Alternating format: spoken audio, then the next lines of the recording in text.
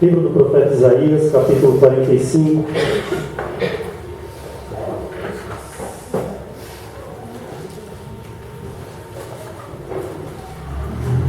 Isaías 45, a partir do versículo 1. Eu já vou lendo aqui para a gente ganhar tempo.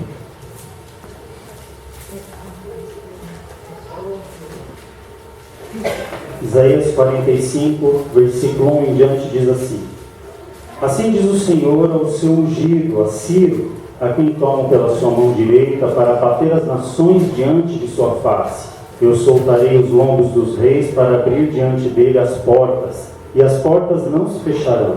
Eu irei adiante de ti, endireitarei os caminhos tortos, quebrarei as portas de bronze, despedaçarei os ferrolhos de ferro. Te darei os tesouros das escuridades e as riquezas encobertas, para que possas saber que eu sou o Senhor, o Deus de Israel, que te chama pelo teu nome, por amor do meu servo Jacó e de Israel meu eleito. Eu a ti te chamarei pelo teu nome. Pus o teu sobrenome, ainda que não me conhecesses. Eu sou o Senhor e não há outro. Fora de mim não há Deus. Eu te cingirei, ainda que tu não me conheças, para que saiba desde o nascente do sol e desde o poente que fora de mim não há outro. Eu sou o Senhor e não há outro. Amém? Amém. Nós sabemos que Ciro, ele foi o primeiro rei da Pérsia, do Império Medo-Persa. Se nós abrirmos lá no livro de Esdras, no capítulo 1, versículo 1, nós vamos falar de Ciro lá. Diz assim, só para a gente deixar isso registrado: ó. No primeiro ano de Ciro, rei da Pérsia, para que se cumprisse a palavra do Senhor por boca de Jeremias, despertou o Senhor o espírito de Ciro, rei da Pérsia, o qual fez passar pregão por todo o seu reino, como também por escrito, né? Então, aqui no capítulo 1, versículo 1 do livro de Esdras, faz menção de Ciro. Então, Ciro ele foi o primeiro rei do reinado medo-persa. E Isaías, ele fala a respeito deste homem, desse Ciro, desse imperador medo-persa. E no texto que nós lemos aqui, ele fala: olha, ainda que você não me conheça, Ciro, ainda que você não saiba quem eu sou, eu farei de você, e aquele, como nós lemos, né? Aquele que vai endireitar os caminhos tortos, aquele que vai despedaçar as portas de bronze, os ferrolhos de ferro. Por que Deus estava falando tudo isso? Porque o povo de Israel, nessa época, eles encontravam-se em cativeiro, eles estavam no cativeiro babilônico. Então vamos entender bem o contexto aqui para a gente chegar no foco da mensagem. Então o povo de Israel, eles estavam na Babilônia cativos. Já havia passado cerca de 70 anos do cativeiro, tá? O cativeiro, o tempo do cativeiro havia sido profetizado por Jeremias, dizendo que seriam cerca de 70 anos. E o povo estando lá na Babilônia, Deus levanta esse homem, Ciro, para que permitisse que o povo de Israel saísse da Babilônia, que o Império Babilônico havia caído sobre as mãos de Ciro, tá? Ciro ele foi o imperador medo-persa, ele deu fim ao Império Babilônico e começou um novo império a dominar, né? Foi o Império Medo-Persa na pessoa de Ciro. E ele foi a pessoa que Deus levantou para que o povo de Israel pudesse deixar o cativeiro, voltar para Jerusalém, para reconstruir os muros da cidade através de Neemias, e depois ali de Esdras, nós lemos no livro de Esdras, que foi reconstruído o templo, e assim o povo começa a restaurar a cidade de Jerusalém, que havia sido destruída. Até aqui, nenhuma novidade. Tudo isso nós sabemos, na verdade. Agora o que eu quero dizer aqui para os irmãos nessa noite é que Deus, quando Ele olha para nós, Ele vê aquilo que nós seremos hoje. Aquilo que eu serei lá na frente, Deus enxerga em mim hoje. Mas por que eu estou dizendo isso? Agora vai ficar um pouco mais claro para os irmãos. Quando Isaías menciona Ciro, aqui no capítulo 45, faltava ainda cerca de 160 anos para esse sujeito nascer. O povo de Israel ainda estava em Jerusalém. Jerusalém ainda não havia sido destruída. Jerusalém foi destruída cerca de 100 anos depois dessa profecia. Deus ele fala com tanta riqueza de detalhes a respeito desse Ciro.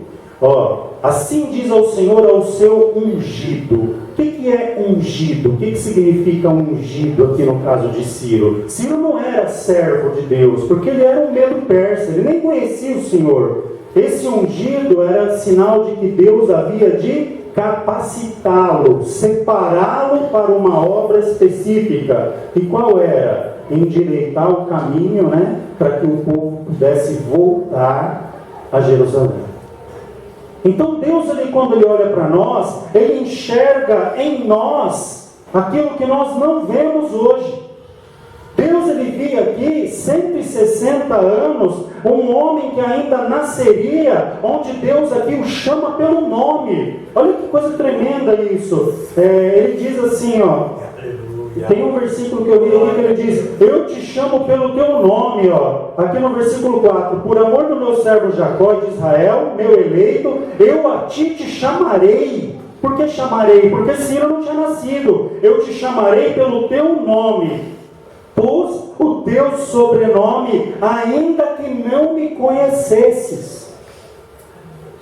Segundo Flávio Joséfo, isso que eu vou falar agora não é Bíblia, tá? Mas Flávio Joséfo, ele foi o maior historiador do povo hebreu que se tem notícia. Ele foi um homem que ele tem a sua obra, um livro chamado História dos Hebreus, que é o maior conteúdo literário sobre a vida do povo hebreu depois da Bíblia. E Flávio Joséfo, no seu livro, ele diz que quando Ciro ele assume o império medo-persa, que ele sobe ao trono, eu não sei como, humanamente falando, mas Deus é que estava no controle de tudo isso. Deus prepara para que alguém dos judeus leve os rolos da lei, os rolos dos escritos do profeta Isaías, e Ciro lê essa profecia.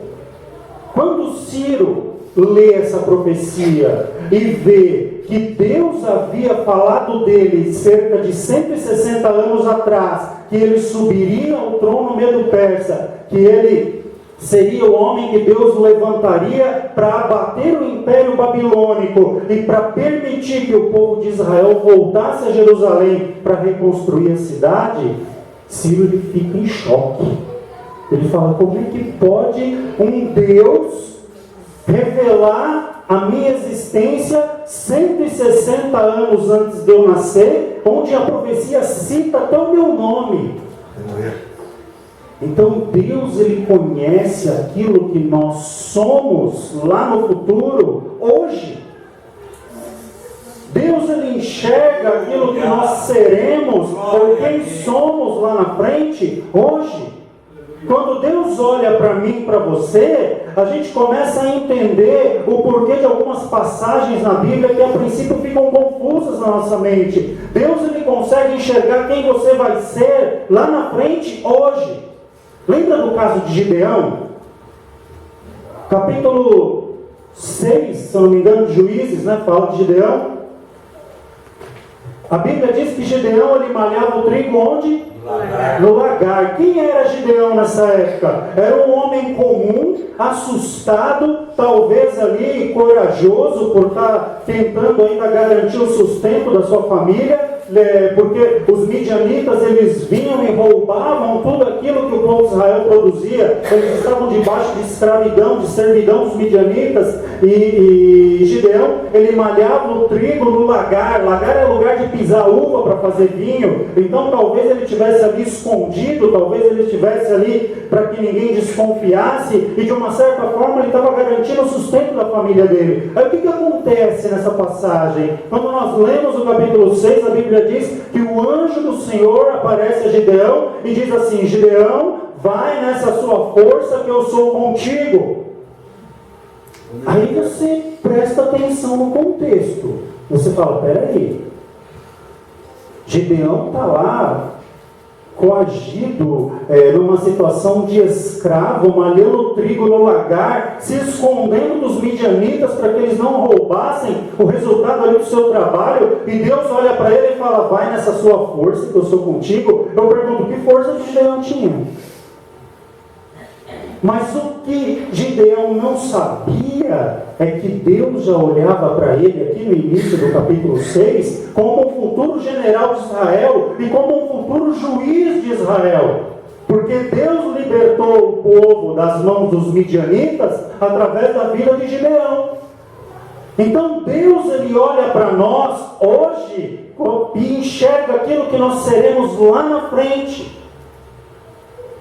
Deus ele tem esse poder de olhar para mim, para você hoje. Muitas vezes nós, fracos, abatidos, nos achando sem força para nada, e Deus está olhando para nós e falando assim, vai nessa tua força, eu sou contigo, como foi o caso de Gideão. Alguém que estava lá escondido, talvez escondendo o trigo dos midianitas, não sei, e ainda ele começa com aquele discurso rebatendo o que Deus falava de uma maneira um tanto quanto estranha, porque ele fala, Senhor, eu sou o menor na casa do meu pai, na tribo de Benjamim, o Senhor não vê o que tem nos acontecido, o que os midianitas têm feito? Vai nessa tua força, eu sou contigo, através de você eu hei de livrar Israel das mãos dos midianitas.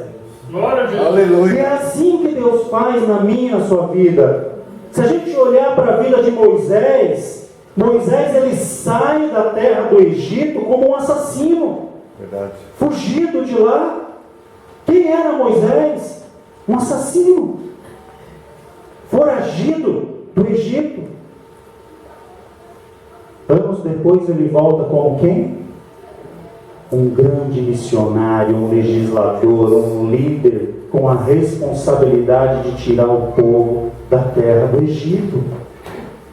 Deus olha para Moisés e ele não vê um foragido, ele não vê um assassino. Ele olha alguém que ele vai usar para fazer uma grande obra. Aleluia. Aleluia. Isso é viver pela fé. Isso é você andar pela fé. Aquilo que Deus pode fazer na sua vida ou através da sua vida supera Glória a Deus. muito as nossas expectativas. Agora, dia 13 de março desse ano, começo desse ano, para final de fevereiro, começo de março, fez 20 anos que nós estamos servindo a Deus. Se alguém virasse para mim há 20 anos atrás e dissesse assim, olha, você vai ser pastor de igreja, você um dia vai estar com o microfone na mão falando lá para o povo a respeito de profecia bíblica, a respeito da palavra de Deus, a respeito disso ou daquilo outro, honestamente eu ia dar risada. Eu ia dar risada se alguém me falasse uma coisa dessa 20 anos atrás. Quem sou eu?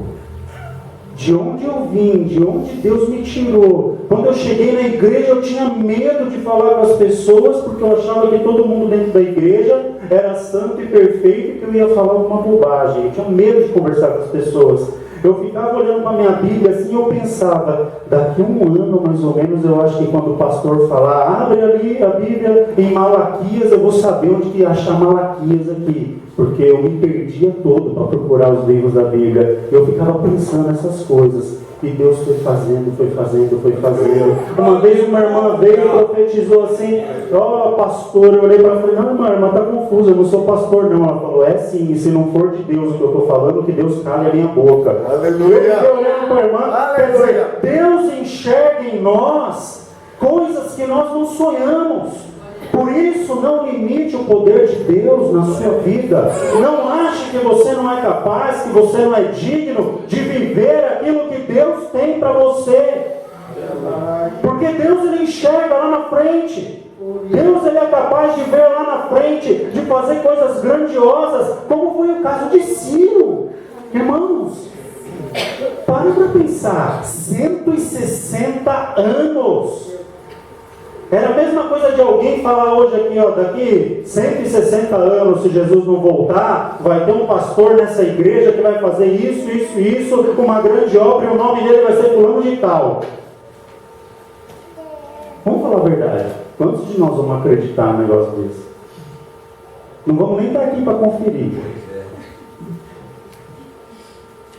E Deus deixa isso registrado. E a palavra de Deus, ela se cumpre de uma maneira tremenda. Glória a Deus. Deus citar um nome de uma pessoa 160 anos antes da pessoa existir. O que é impossível na tua vida? O que você acha que Deus não é capaz de fazer na sua vida? O que você acha que você não é digno, que você não pode?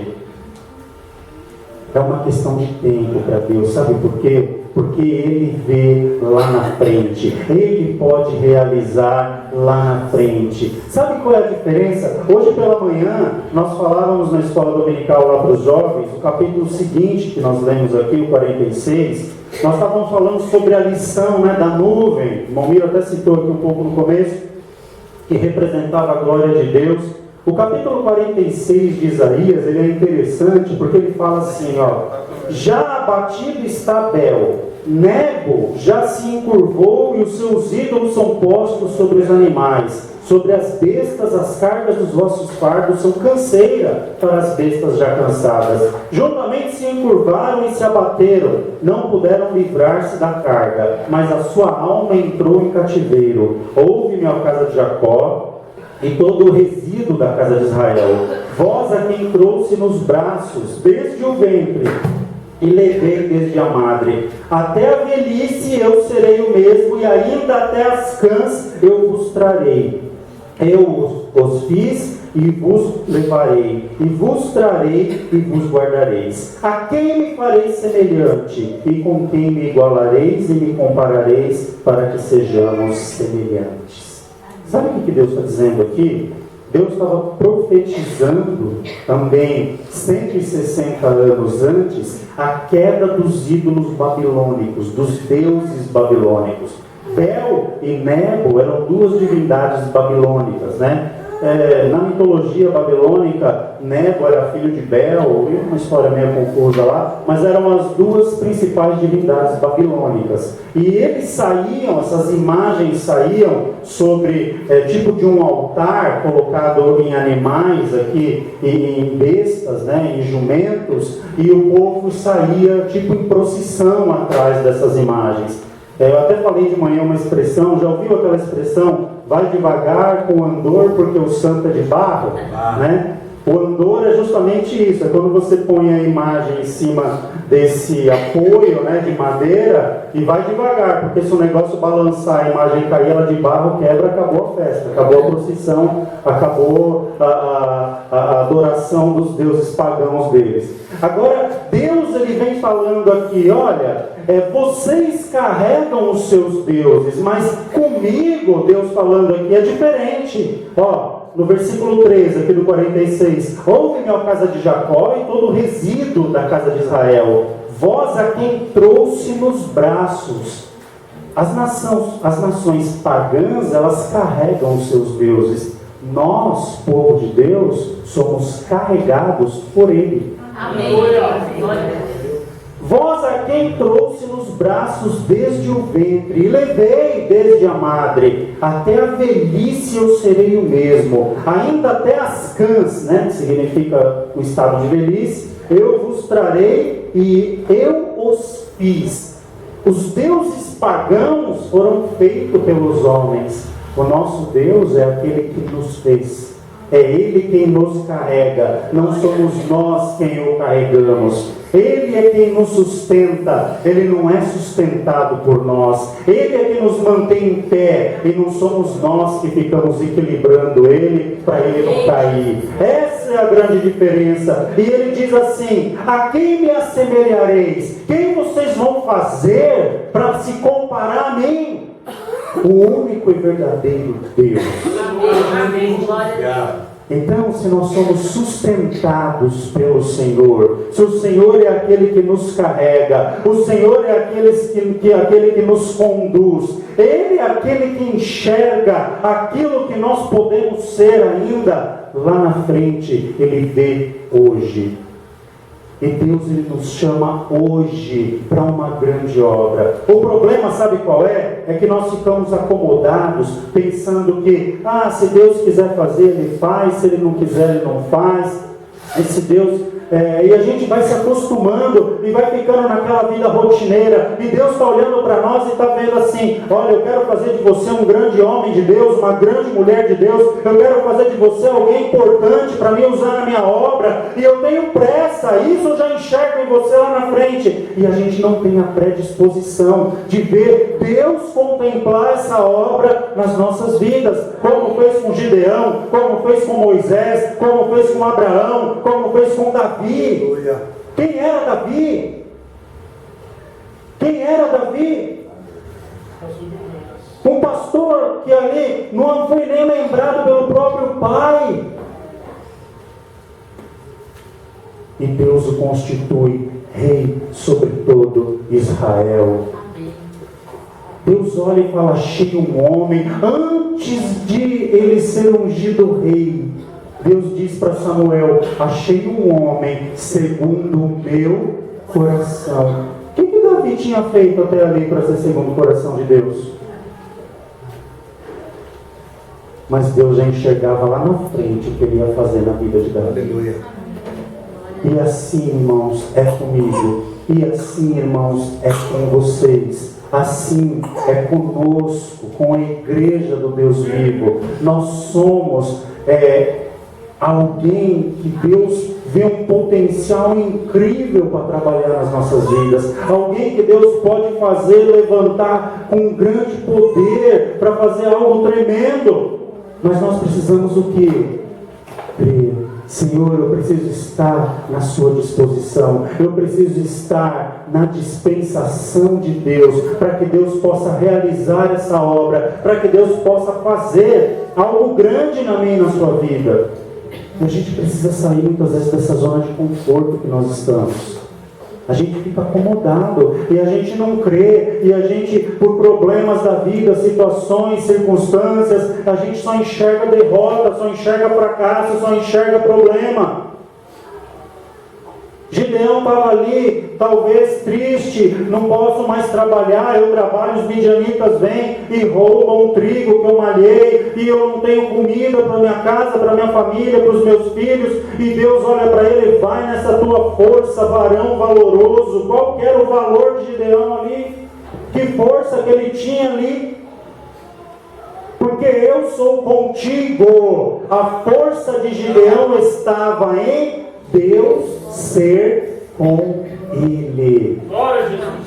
Não era na capacidade dele, não era porque ele malhava trigo escondido, não é porque ele fazia ou deixava de fazer alguma coisa. A força de Gideão era porque Deus era com ele. A força de Gideão estava na presença de Deus na vida dele.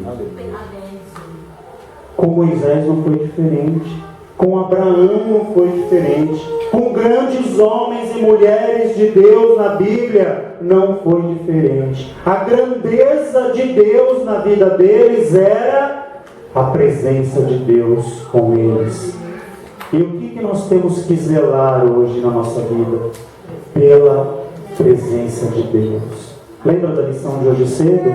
A nuvem não se apartava de dia, e a coluna de fogo não se apartava da tenda da congregação à noite. Eu preciso da presença de Deus na minha vida o tempo todo, porque Deus é quem vai fazer eu e você ser alguma coisa nessa vida. É Deus quem vai nos capacitar, é Deus quem vai nos levantar, é Deus quem vai nos conduzir, é Deus quem vai preparar um caminho para a gente seguir, é Deus que vai na nossa frente vencendo as nossas batalhas, é Deus que vai abrir porta, e a porta que Ele abre ninguém fecha, e a porta que Ele fecha também ninguém abre, como diz a palavra. É Deus que realiza tudo em todos, tudo é por Ele, para Ele, vem dEle. Aleluia. E nós vivemos para Ele. Graças a Deus. Precisamos entender isso. Não há impossível, não há limitação. Nós acabamos de ouvir aqui o testemunho da Amanda. Não via nada, não tinha emprego, não tinha trabalho. Um ato de fé, Deus honrou, abriu uma porta e Ele se responsabilizou. Acredito que ela deva ter tido dificuldades nesse caminho, nesse percurso, mas o fato é que Deus não desamparou. Deus foi com ela e a presença de Deus fez a diferença para que ela conseguisse alcançar essa vitória. E esse é o exemplo dela, porque cada um de nós temos também os nossos exemplos. Deus é contigo. Amém. Veio a dificuldade, tá bom, tem dificuldade, mas Deus é comigo. Tem a luta, tá bom, veio a luta, mas Deus é comigo. Veio a adversidade, mas Deus é comigo. Bateu o desespero, bateu, mas Deus é comigo. E assim a gente vai vencendo, vai saltando muralhas, vai caminhando de fé em fé, de glória em glória, de vitória em vitória. Isso é andar com Deus. Quer ter comunhão com Deus? Isso é você ter uma vida de comunhão com Deus. Quer estar na presença de Deus? Isso é você estar na presença de Deus. Você depender totalmente do Senhor. Senhor, eis-me aqui, envia-me a mim. É difícil isso hoje, com sinceridade. Eis-me aqui, está cheio de gente, mas na hora de ir, né? É aquela história, quem vai dar um passo para frente, todo mundo dá um passo para trás, se o do lado marcar bobeira, fica sozinho na frente, vai ele.